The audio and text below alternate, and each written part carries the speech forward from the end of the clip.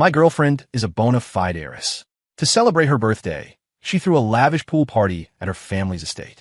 Everyone else was clad in revealing swimwear, spraying champagne everywhere, while I stood alone in the corner wearing a plain white t-shirt and shorts. When it was time to cut the cake, her childhood friend deliberately smeared icing on his own neck, laughing as he gestured for her to lick it off. To my shock, she didn't hesitate for a second, leaning in directly. The crowd erupted in cheers, and I found myself clapping along robotically. "You guys are so sweet. I'm practically shipping you two," I said. Hearing my voice, Victoria Sterling and Julian Thorne froze. They turned their heads, staring straight at me, as if I were the one interrupting their intimate moment. Yet Victoria was my girlfriend, flirting with another man in front of dozens of people. In the next second, Julian's face twisted into a sneer. He grabbed a plate of sizzling hot appetizers that had just been served and hurled it at me. "Caleb, what's with the passive-aggressive tone?" Scalding sauce dripped down my face. The peppercorns sticking to my skin felt like a cruel joke. The spicy, burning sensation assaulted my senses, making my eyes instantly red. Everyone stopped what they were doing, their gazes converging on me, a wet, pathetic dog. Their looks suggested they were watching a primetime drama. Holding onto a shred of hope, I looked at my girlfriend, Victoria, but she was busy soothing Julian's emotions. She then glared at me coldly and accused, "Caleb Stone, do you have to make a scene at my birthday party? Hurry up and apologize to Julian." In that moment, whatever expectations I had left shattered. A wave of desolation washed over me, making me shiver. In front of Victoria, I had always been dignified and polite, but I couldn't hold it back anymore. I looked at her accusing eyes and roared, "You're really biased, aren't you? So biased toward an outsider. It's clearly his fault, yet you want me to apologize?" Seeing that I wasn't obeying her, Victoria's expression turned impatient. "If you hadn't been spouting nonsense, why would he have gotten physical with you? Besides, Julian isn't an outsider to me." Julian let out a cold laugh, speaking casually. "Vicky, is this the man your father wants you to marry? No class at all. How is he supposed to hold up the Sterling family legacy?" Hearing this, Victoria's gaze turned even colder. "Caleb, did you hear that? Being the heir to the Sterling family isn't a role just anyone can play." "Class. He drenches me in hot sauce and then talks to me about class?" It was laughable. I looked at Victoria, who seemed increasingly like a stranger, and at Julian's unconcealed smirk of triumph. In the end, I couldn't help but laugh aloud. "Victoria, I want to ask you, if Julian stabbed me twice, would you still ask me to apologize to him? If I blamed him for that, would I be the one with no class?" Victoria scoffed, replying coldly, "Stop talking nonsense. Getting splashed a little won't kill you. Besides, you deserved it." I felt a chill run through my heart. A server bringing drinks saw my mess and gasped, rushing over to ask, "Sir, are you all right? Shall I take you to the changing room to get cleaned up?" Seeing the atmosphere turn awkward, Victoria's friend started trying to smooth things over. "Vicky, Caleb, calm down. Let's talk this out. Caleb, don't take it to heart. They've been like this since they were kids. You probably just put Vicky in a bad mood." I scanned the room, but didn't see a single look of genuine concern. Even my girlfriend was looking at me with resentment. It was as if they were the world, and I was standing alone on the opposite side. From beginning to end, only the server had offered a word of care. I sighed softly, took the jade pendant off my neck, and placed it on the table. "Victoria, didn't you always feel like your father was trapping you with me? Now, I'm giving you your freedom back." The server led me to change. Since it was a high-end private club, they always had fresh clothes ready. As I threw my stained clothes into the trash, I couldn't help but remember when I first met Victoria. The Sterling family was a century-old dynasty with deep roots. Old man Sterling, Arthur, was semi-retired. Aside from collecting art, his only hobby was wine.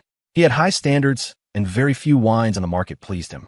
He had stumbled into my boutique winery by chance, drank a vintage I blended specifically for him, and began inviting me to his estate regularly. Sometimes to deliver wine, sometimes to chat, sometimes to blend.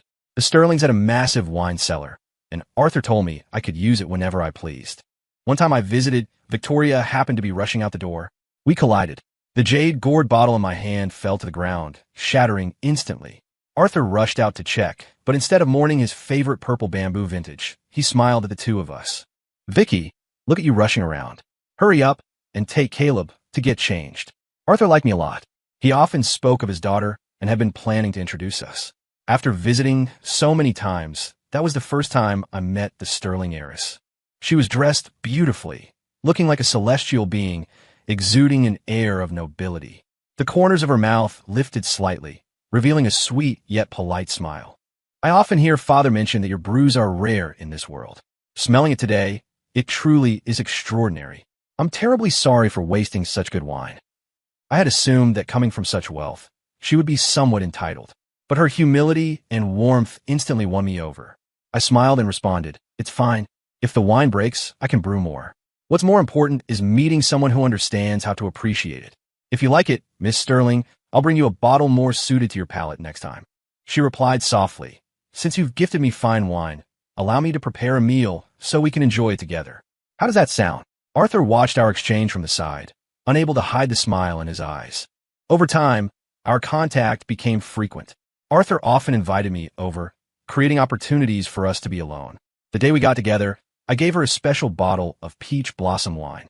This wine was different from anything on the market. Just one sniff, and closing your eyes made you feel as if you were in an orchard. Peach blossoms dancing in the wind, pink filling your vision. A taste brought intoxication. A bottle brought poetry under the moon. I looked into her eyes and said nervously, "I made this wine specifically for you. I named it Arcadia Reserve. It symbolizes ideal love. It's not for sale, only for the one I love. Would you be willing to accept this gift?" My declaration was direct, bordering on bold. Her eyes seemed to ripple with emotion. She smiled sweetly, taking the pink gourd bottle from my hand. "Ideally." Then she stood on her tiptoes and kissed me. Closing my eyes, I felt like I was surrounded by those dancing petals. I thought I had found the love of my life, stepping onto a path paved with flowers. I just never understood why she didn't say yes, or I accept, only ideally. What did that mean? It wasn't until recently, when her childhood friend Julian returned from abroad. The two drank together, and that special pink bottle was left rolling on the floor, lonely and abandoned. Arthur had told me that Victoria and Julian grew up together, but whenever Julian was mentioned, the old man looked displeased.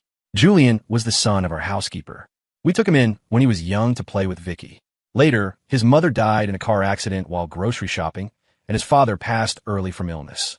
I raised him out of kindness, never mistreating him. As he spoke, the old man sighed deeply, anger surfacing on his face. I didn't expect to raise an ungrateful wolf. Not only is he ungrateful, but he also has delusions of marrying Vicky and taking over the Sterling Empire. I'm still alive and kicking, and he's already plotting. Does he have no respect for me? Arthur slammed his fist on the wooden table, spilling wine from his cup. To prevent Victoria from being influenced, Arthur had sent Julian abroad. When Victoria found out, she fought with her family for a long time. She spent her days drinking and neglecting the company, turning from a cultured heiress into a hedonistic wastrel. It was only after meeting me that day that she returned to her former self. After we got together, our relationship was sweet and stable. Arthur placed the century-old family heirloom, a jade pendant, into my hand and said earnestly, "Caleb, seeing you with Vicky makes me happy and relieved. I hope you'll take good care of the Sterling legacy in the future." I didn't know why Arthur valued me so highly, but since I had accepted the responsibility, I wouldn't let him down. I just didn't expect that the one who would let everyone down was Victoria. That day was my birthday. We had agreed to meet at a restaurant, but she never showed up. As a well-bred heiress, she was always polite and never missed appointments. I thought something had happened to her and called her frantically. A long time later, I received her message. Something came up, can't make it. Assuming it was work, I understood completely and told her business came first. I ate my birthday dinner alone. Later, I opened Instagram only to see a photo posted by one of her close friends. Victoria was surrounded by her clique, and sitting next to her was a handsome guy. They were looking at each other with brilliant smiles. The caption read, "The man our sister has been pining for day and night is back. We even prepared a big surprise for him." Reading that, I felt the world spin. My alcohol tolerance was high, and I hadn't even had a drink, yet why did the world feel like it was rocking? I returned home like a body without a soul. That night, I didn't fight with her. I just prepared some hangover soup in advance. When she returned, it was late at night. I opened the door to see Julian supporting her, looking at me with a playful, assessing gaze. Finally, he chuckled lightly. "Hello, Caleb. Vicky had too much fun and drank a bit too much. Please take good care of her." I frowned, taking the alcohol-reeking Victoria from him amidst his triumphant smile. Looking at the unconscious woman in my arms, my emotions were a complicated mess. I carried her to bed. When I tried to feed her the soup, She suddenly opened her eyes and grabbed my jade pendant. Her eyes were unfocused as she muttered, looking at the pendant, This is for Julian. Don't take it. I leaned in close and asked softly, Victoria, look at me. Who am I? Her eyes glazed over, and she fell back into a stupor. My eyes reddened instantly, a sharp pain radiating from my heart. After that day, I moved back to my winery loft. When Victoria asked why, I just said I was too busy with orders. It wasn't a lie. To expand my market and build my reputation, I had entered the International Spirits Challenge. I needed to brew a representative vintage for the competition. So, I didn't have the time or energy to deal with the messy entanglement between Victoria and Julian. For the sake of the competition, I temporarily closed the winery to the public. But when I opened the shutters, an uninvited guest arrived. Julian, let's talk. I followed him to a nearby bistro. 2 cocktails sat before us. He sat opposite me, exuding the air of a noble scion. I believed Arthur's words about never mistreating him. If he hadn't been obsessed with his sterling fortune since childhood, he might have been a top executive or a wealthy gentleman by now. Ever since Mrs. Sterling passed, the old man has become an alcoholic. You really played him well, Julian said arrogantly, pointing at the drink. Why don't you down this glass first, and then we'll talk. The 2 drinks looked identical, but the smell betrayed different alcohol contents. He wanted to assert dominance. I shook my head. We aren't that close. Just say what you need to say. The smile on his lips vanished, replaced by a sullen coldness. Putting on airs, do you really think you're someone important? I'll be direct. Vicky has always had me in her heart, and the only person by her side should be me. Now that I'm back, you should be smart and vacate the position. Julian's condescending, arrogant attitude was repulsive. I responded coldly. You seem to lack self-awareness. Do you even deserve that position? Julian scoffed at this, sneering repeatedly. He slowly twisted the ring on his finger, speaking unhurriedly. Your parents died when you were young. A passing old man took you back to the mountains and taught you how to brew booze. You think with a background like that, you're fit to be the sterling heir? My eyes went cold and my tone deepened. You investigated me? But did you forget? You were just taken in by the Sterlings out of charity. Don't you know your relation to the family? It was as if I had poked a sore spot. He slammed his fist onto the table, gritting his teeth. Phoenix, looks like you won't give up until you hit a wall. Come to Vicky's private club tomorrow night. You'll definitely want to see this. The next evening, curiosity got the better of me, and I went to the club. Standing outside Victoria's private booth, I saw Julian tenderly feeding her lotus seed soup. The scene was intimate and ambiguous. Friends around them jeered. I bet other than Mrs. Sterling, only Julian could feed Vicky. This comment instantly triggered a memory. Victoria had once come home late in the rain, shivering with a high fever under the covers. I had brought hot porridge, wanting to feed her, but even in her semi-conscious state, she pushed my hand away, mumbling, "No need, I'll eat it myself." I thought it was her reserve or upbringing that made her refuse help. Now I realized she just repulsed me. I couldn't help but push the door open, walking up to Victoria to question her. Since there's someone else in your heart, why pretend to like me? Do rich heiresses just enjoy playing with people's feelings? Victoria looked up at me. Julian stepped forward and shoved me. Who do you think you are, criticizing Vicky? You're just a hillbilly from the mountains. Delusional enough to think you can climb the Sterling social ladder. I looked him in the eye and retorted, no matter what I am, I'm better than a homewrecker like you, right? The next moment, the bowl of lotus seed soup was dumped over my head. Caleb, are you done making a scene? I looked at Victoria's cold expression. My heart felt like glass shattering into pieces. The mocking gazes around me felt like they were piercing my body. I left the booth in a sorry state, went back to the winery, showered, and changed. Just then, Arthur called, asking me to come to the estate. I thought about it and agreed. Some things needed to be made clear. When I arrived at the Sterling Manor, I saw Arthur waiting at the door personally. Seeing me approach, he smiled heartily. Caleb, you've been so busy with the competition, you haven't come a drink with me in ages. After speaking, his expression froze for a second. Didn't Vicky come with you? My heart felt bitter. I shook my head and walked with Arthur into the house. After sitting on the sofa, I looked at him and said seriously, Arthur, Victoria and I have broken up. Arthur's face instantly darkened. His aura of authority remained undiminished by age. He fingered his prayer beads aggressively, displeased. Julian came back quietly a while ago. Looks like he's caused trouble. I'll go teach him a lesson. Seeing the old man about to dial his phone, I stood up to stop him. Arthur, if Victoria truly loves me, what could Julian possibly do? I didn't know why, but saying those words made me choke up slightly. I took a deep breath, trying to keep my voice steady. If we stay together, it's torture for everyone. It's better to end it early. Caleb. Arthur looked at me with desolate eyes, seeming to want to say something. But I'd already stood up, my tone resolute. I've already returned the family pendant to Victoria. From now on, I have nothing to do with her. Rest assured, if you want wine in the future, I will still have someone deliver it. But it's best I don't intrude anymore. Apologies, I must take my leave. I turned to leave, the suppressed emotions turning into tears in my eyes. Caleb, Vicky is simple-minded. She's just been deceived by Julian's sweet talk. You've been together so long. Surely you can feel her feelings for you. Please reconsider. I really value you as a son-in-law. Arthur tried to persuade me. I stopped walking but didn't look back. You know me, I consider things carefully before making decisions. I've given her many chances, like missing my birthday to pick up Julian, like being brought home drunk by Julian and clutching my pendant saying it was for him, like giving the Arcadia Reserve, my expression of love, to Julian. Perhaps Victoria didn't know, but I had already persuaded myself to forgive her so many times in my heart.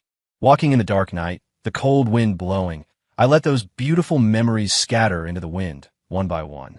At the small wooden shrine next to the winery, I lit incense with a Buddhist statue I kept. Turning around, I saw a figure outside the door. It startled me back a few steps until the familiar silhouette approached slowly. I finally saw who it was. Caleb, why didn't you reply to my messages? Victoria stepped closer, explaining on her own accord. Today was a misunderstanding. Actually, I don't like being fed by others. I'm just used to him doing it since we were kids. My chest felt heavy. I waved my hand to cut her off. Victoria, you shouldn't have come to find me, and there's no need to. The Julian you've been pining for is back. You should be by his side, reliving the good old days. I'm really too tired. I honestly don't want to see you. Actually, Victoria's temper wasn't exactly great. But when we were together, we usually treated each other with courtesy and respect. We rarely argued, but we also rarely exchanged sweet nothings. At this moment, however, she was willing to lower her status, speaking to me with a soft voice. Caleb, I know I was wrong. Stop being mad at me, okay? You're the son-in-law my dad chose, the future head of the Sterling family. We're going to get married soon. It was my fault before. If you're feeling upset, you can splash something back on me. I looked at Victoria in surprise. Victoria, who had mysophobia and never let a speck of dust touch her, was willing to be splashed with filth for my forgiveness? Victoria took out the jade pendant, wanted to put it on me. I pushed her hand away and said, I know your father won't let you marry Julian. So you want to marry me first to stabilize him, and then be with Julian in private, right? You really know how to weigh the pros and cons. But have you thought about how you watched coldly as I was humiliated in front of everyone that day? And now you run here, playing the deeply affectionate lover. Do you think I'm that easy to fool? I pushed her aside and walked toward the door. At the entrance, I turned back to look at her. Julian said, I'm a hillbilly who doesn't deserve to enter the Sterling family's heavy doors. So, Miss Sterling, please don't disturb me again. Thanks. I walked into the winery, locked the gate, and lowered the shutters. From my room on the second floor, I saw Victoria standing below, head bowed, looking at the jade pendant in her hand. The cold moonlight spilled over her, making her look somewhat desolate. The entry I had poured a month of blood, sweat, and tears into won the gold award. After receiving the call, my heart soared with joy. Being recognized internationally meant I could soon establish my brand. I hadn't let my mentor down, but my happiness didn't last long. The main gate of my winery was kicked open with a violent crash. Julian stormed in, grabbing me by the collar. Caleb, are you even a man? You can't win, so you go crying to the old man. I didn't speak, just looked at him coldly, but his expression suggested he had concocted a whole narrative in his head. His features were twisting with rage. Caleb, don't play dumb with me. The old man refuses to give me the family heirloom, no matter what I say. Vicky went to try on wedding dresses and ran out halfway with red eyes. What exactly did you tell them? I finally understood. I sneered, pry his hand off my collar, and shoving him back a few steps. Julian, coming to me is useless. Victoria and I broke up a long time ago. Arthur knows this too. I paused, then added, by the way, that pendant you've been dreaming of, I've already owned it. Julian's face turned even uglier. As if to vent his dissatisfaction, he started smashing the bottles and equipment on my shelves. In an instant, wine flowed across the floor. The aroma of alcohol filled the air, making one feel slightly intoxicated. After his rampage, he looked at me with bloodshot eyes and charged at me like a mad dog. I raised my foot and kicked him in the stomach, sending him toppling to the ground. When he tried to lunge at me again, 2 security guards arrived and pinned him down. I calmly dialed the police. Although pinned to the floor, Julian's eyes remained incredibly contemptuous. He mocked, calling the cops? How childish. I have the Sterling family behind me. What can you do? Forget these trashy bottles and cups. Even if I smash this whole shop, I can afford to pay for it. He kept shouting that he had tens of millions in his account, and that if they let him go, he'd throw the money in my face. I ignored him, sitting in my grand armchair, waiting for the police. Unexpectedly, Victoria arrived before they did. Julian instantly gained confidence. He struggled free from the guard's grip and rushed to Victoria's side. "Vicky, you're finally here. Caleb had the security guards beat me." Victoria looked around, frowning. What happened here? Seeing Victoria seem angry, Julian spoke even more smugly. "The old man wouldn't give me the pendant, so it must be Caleb's fault. I came to ask him, and not only did he deny it, but he also had people beat me." I crossed my legs, tilting my head to watch his hypocritical performance with cold eyes. Victoria stared at me for a long time, then shook off Julian's hand on her wrist and walked straight toward me. Leaning close, she asked softly, "Does it hurt?" During Julian's rampage, a shard of glass had grazed my cheek, drawing a little blood. I dodged her hand as she reached out to touch it. "Don't bother." Victoria's eyes were full of distress. She gritted her teeth. "I'm taking you to the hospital." Looking at her concern confused me. When I loved her the most, she helped others bully me. Now that I didn't love her, she trusted me so much and showed such urgent concern. A woman's heart is a needle in the ocean. I really couldn't fathom it. Julian looked at Victoria in confusion, complaining unhappily, "Vicky, what are you doing? Why aren't you worried about me? Didn't you say since childhood that you wanted to marry me? That the person you loved most was me?" Hearing this, Victoria immediately showed an expression of impatience. She turned to Julian, her tone icy. "How old are you now? You think ignorant childhood words still count? I never thought you'd become like this after coming back from abroad, full of lies and lacking any class. You hadn't even met Caleb before you told me so many bad things about him. Later you said he threatened and insulted you. Now it seems all of that was fake, wasn't it?" As her words fell, Julian's face turned pale. Soon, the police arrived.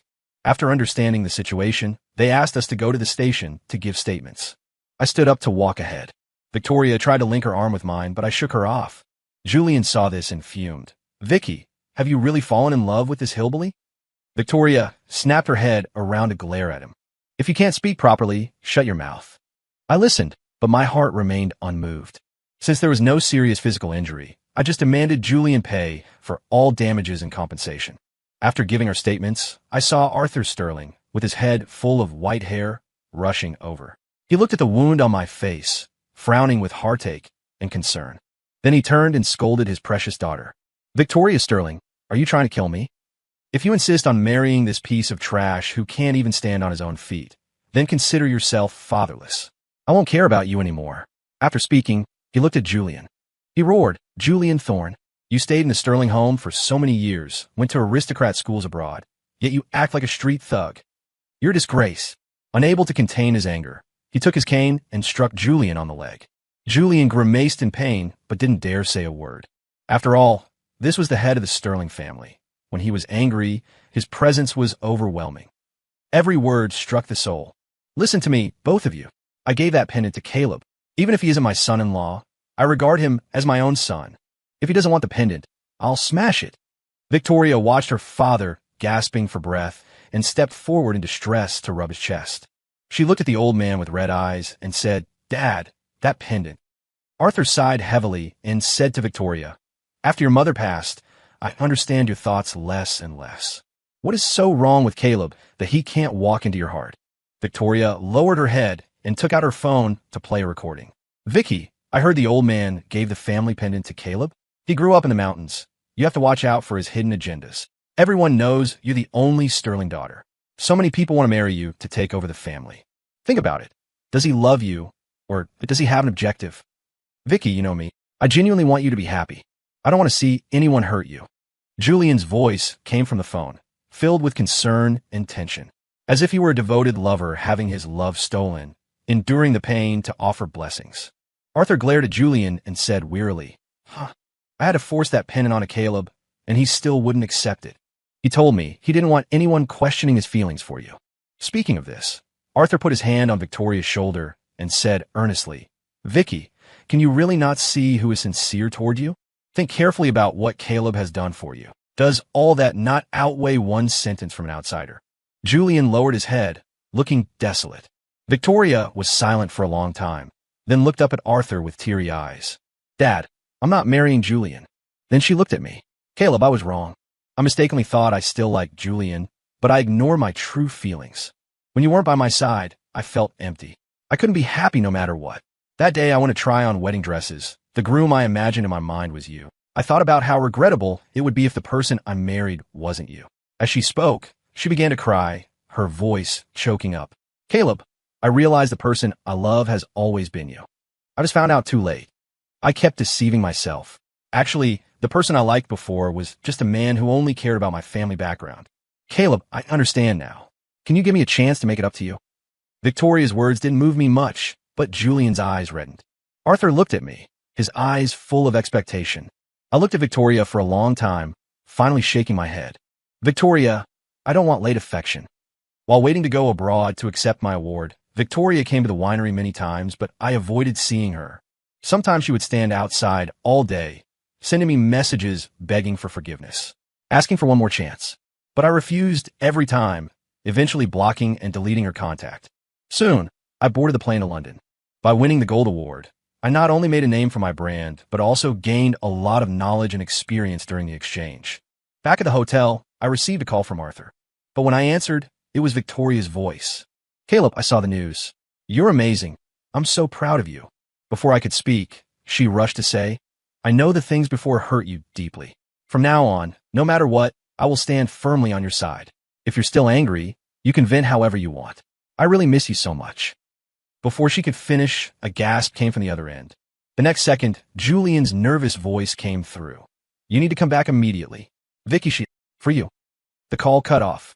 I looked at the phone in confusion, wondering what he was trying to convey. What did Victoria do for me? Was she drinking herself into a stupor day and night like Julian did when he was sent abroad? Back then, she had developed gastric issues. Later, every time it flared up, I prepared stomach-soothing soup for her. Seeing her in pain made my heart ache. But that was all in the past. After staying in London for a few days, I started my journey back. After the news of the Gold Award spread, my orders skyrocketed. I just didn't expect to encounter severe weather on the way back. The plane shook violently, and screams of terror filled the cabin. I felt a vague unease, but I could only follow instructions. I didn't know how long we were tossed about, but the plane suddenly started to plummet. In the midst of extreme tension, my consciousness faded into chaos. If I really couldn't escape, I could only accept this fate. I just regretted not making the wine my mentor taught me famous throughout the world. As I began to accept death calmly, a light appeared in the darkness. I opened my eyes. I was lying in a hospital bed. The sunlight outside the window was falling right on my face. Raising my hand to shield my eyes, I saw a peace charm bracelet on my wrist. Footsteps came from the door. It was Julian walking to my bedside, looking haggard. You're awake. After that day, Vicky lost her appetite. She often got drunk in the wine cellar, and her stomach condition worsened. When she called you, she was also lying in hospital bed, but she wouldn't let me tell you. He sighed deeply. Hearing your plane was in trouble, she ignored everyone's attempts to stop her and insisted on going up the mountain to pray for your safety.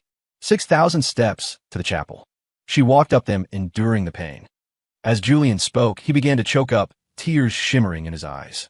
Calming himself slightly, he continued, the one on your wrist. She kowtowed piously for a whole day to get it.